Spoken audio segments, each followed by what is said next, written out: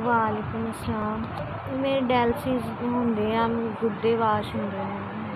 ਮਸਲਾ ਸੀ, ਇੱਕ ਗੁੱਦਾ ਹੈ ਨਹੀਂ ਪੈਦਾਇਸ਼ ਤੋਂ ਹੀ, ਅਤੇ ਇੱਕ ਜਿਹੜਾ ਨਾ ਉਹ ਹਾਫ ਰਹਿ ਗਿਆ, ਸੁਗੜ ਗਿਆ ਸੀ।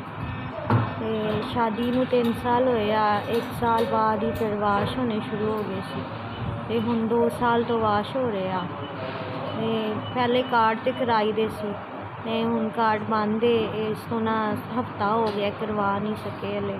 ਅਤੇ ਤੁਸੀਂ ਸਾਡੀ ਹੈਲਪ ਕਰੋ ਮਿਹਰਬਾਨੀ। ਹਫ਼ਤੇ 'ਚ 2 ਦਫਾ ਹੁੰਦੇ ਨੇ ਵਾਸ਼, ਲੇਕਿਨ ਪੈਸੇ ਨਹੀਂ ਸੀ ਹੈ, ਕਰਵਾ ਨਹੀਂ ਸਕੇ। ਅਤੇ ਅੱਜ ਹਫ਼ਤੇ ਬਾਅਦ ਕਰਵਾਉਣ ਆਇਆ, ਉਹ ਵੀ ਤੁਹਾਡੀ ਵਜ੍ਹਾ ਤੋਂ ਕਿ ਤੁਸੀਂ ਮਦਦ ਕਰ ਰਹੇ ਹੋ।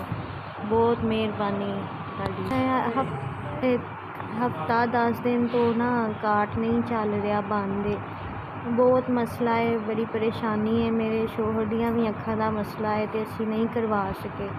ਅਤੇ ਤੁਹਾਡੀ ਮਿਹਰਬਾਨੀ ਹੈ, ਤੁਸੀਂ ਜਿੰਨੀ ਦੇਰ ਓਪਨ ਨਹੀਂ ਹੁੰਦਾ ਕਾਰਡ, ਸਾਡੀ ਮਦਦ ਕਰੋ, ਵਾਸ਼ ਕਰਵਾਓ ਸਾਡੀ।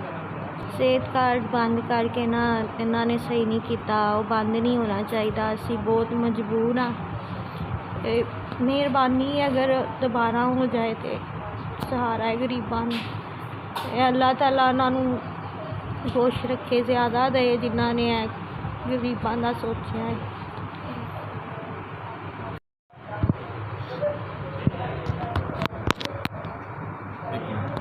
ਜੀ ਤੁਹਾਡੀ ਬਹੁਤ ਮਿਹਰਬਾਨੀ, ਤੁਸੀਂ ਜਿੱਥੇ ਵੀ ਹੋ ਖੁਸ਼ ਰਹੋ। ਤੁਹਾਡੀ ਵਜ੍ਹਾ ਤੋਂ ਅੱਜ ਮੇਰੇ ਡਾਇਲਿਸਿਸ ਹੋਣ ਲੱਗੇ ਨੇ। ਅੱਲਾਹ ਤਾਲਾ ਤੁਹਾਨੂੰ ਤੰਦਰੁਸਤੀ ਦੇਵੇ, ਸਿਹਤ ਦੇਵੇ, ਜ਼ਿਆਦਾ ਦੇਵੇ, ਕਿਸੇ ਦਾ ਮੁਹਤਾਜ ਨਾ ਕਰੇ।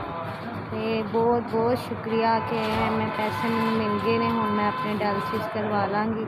ਤੁਸੀਂ ਜਿੱਥੋਂ ਵੀ ਭੇਜੇ ਨੇ ਮੈਨੂੰ ਮਿਲ ਗਏ ਨੇ, ਬਹੁਤ ਸ਼ੁਕਰੀਆ। ਤੁਹਾਡਾ ਦਿੱਤਾ ਹੋਇਆ 5000 ਮੇਰੇ ਤੱਕ ਪਹੁੰਚ ਗਿਆ ਹੈ। ਤੁਸੀਂ ਜਿੱਥੋਂ ਵੀ ਭੇਜੇ ਨੇ ਤੁਹਾਡਾ ਬਹੁਤ ਸ਼ੁਕਰੀਆ। ਅੱਲਾਹ ਤਾਲਾ ਤੁਹਾਨੂੰ ਤੰਦਰੁਸਤੀ ਦੇ, ਖੁਸ਼ ਰੱਖੇ, ਤੁਹਾਡੇ ਮਾਂ ਬਾਪ ਨੂੰ ਖੁਸ਼ ਰੱਖੇ, ਉਹਨਾਂ ਨੂੰ ਵੀ ਤੰਦਰੁਸਤੀ ਦੇਵੇ ਤਾਂ ਕਿ ਤੁਸੀਂ ਸਭ ਦੀ ਮਦਦ ਕਰਦੇ ਰਹੋ।